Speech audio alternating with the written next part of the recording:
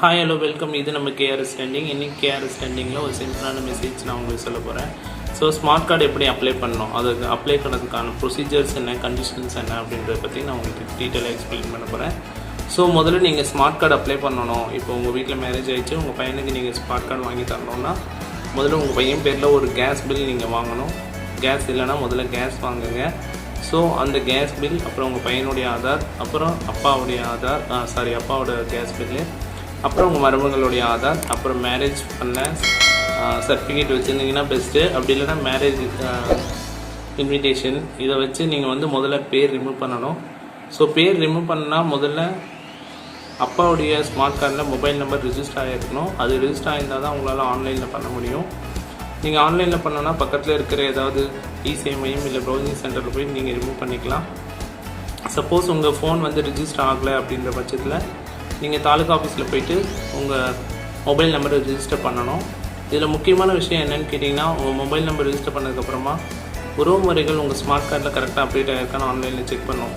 இப்போ தந்தை, மகன், மருமகள், அப்புறம் மனைவி, பேத்தி, பேரன், இந்த மாதிரி எல்லாருடைய உறவு முறையும் அப்டேட் ஆகிருந்தால் மட்டும்தான் நேம் ரிமூவ் பண்ண முடியும். ஸோ இதெல்லாம் செக் பண்ணிவிட்டு நீங்கள் உங்கள் பையனுடைய நேமை முதல்ல ரிமூவ் பண்ணணும். அதே மாதிரி தான் பொண்ணுடைய வீட்டுக்கும் சேம் ப்ரொசீஜர்.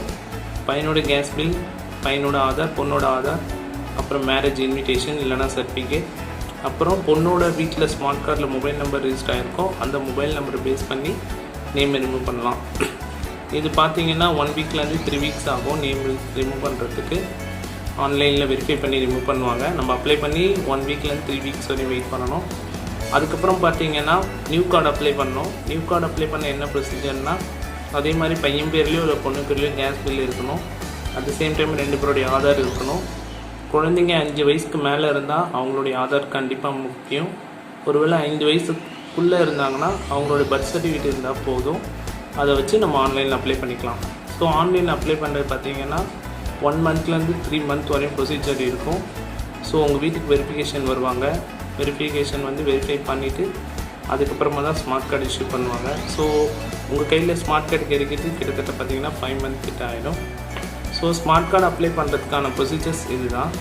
இதை ஃபாலோ பண்ணி நீங்கள் ஈஸியாக ஆன்லைனில் பண்ணிக்கலாம். இப்படி உங்களால் முடியலன்னா நியர்பை ப்ரௌசிங் சென்டர்லேயோ நெட் சென்டர்லேயோ போய்ட்டு நீங்கள் இதை அப்ளை பண்ணிக்கலாம்.